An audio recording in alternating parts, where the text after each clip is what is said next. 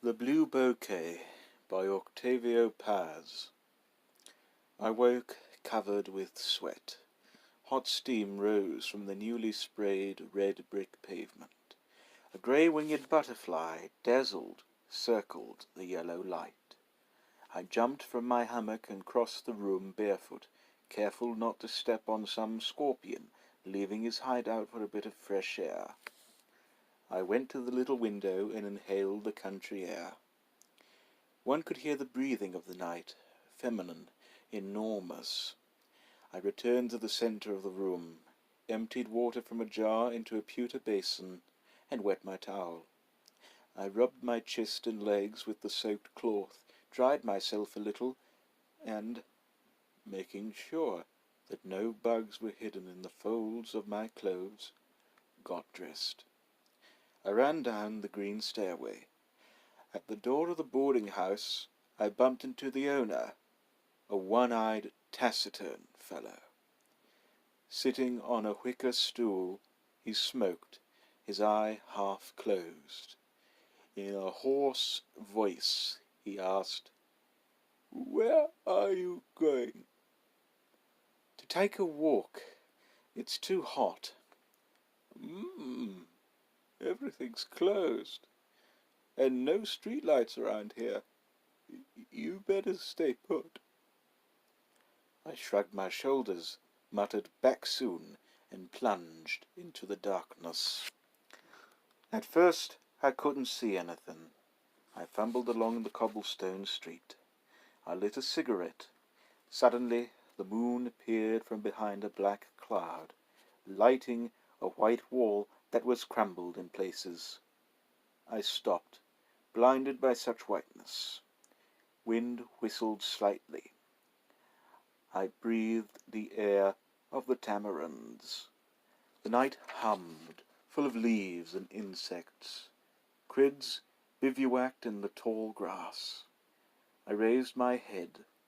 Up there, the stars, too, had set up camp. I thought that the universe was a vast system of signs, a conversation between giant beings. My actions, the crickets soar, the stars blink, were nothing but pauses and syllables, scattered phrases from that dialogue. What word could it be, of which I was only a syllable? Who speaks the word? To whom is it spoken? I threw my cigarette down on the sidewalk. Falling, it drew a shining curve, shooting out brief sparks like a tiny comet. I walked a long time, slowly. I felt free, secure between the lips that were at that moment speaking me with such happiness. The night was a garden of eyes. As I crossed the street, I heard someone come out of the doorway. I turned around, but could not distinguish anything. I hurried on. A few moments later, I heard the dull shuffle of sandals on the hot stone. I didn't want to turn around, although I felt the shadow getting closer with every step. I tried to run. I couldn't. Suddenly, I stopped short. Before I could defend myself, I felt the point of a knife in my back, and a sweet voice. "Don't move, mister, or I'll stick it in." Without turning, I asked, "What do you want?" "Your eyes, mister," answered the soft, almost painful voice. "My eyes? What do you want with my eyes?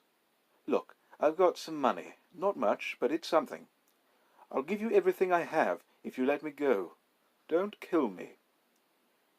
"Don't be afraid, mister. I won't kill you.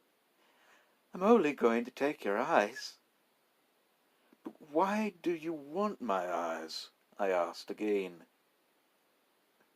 "My girlfriend has this whim.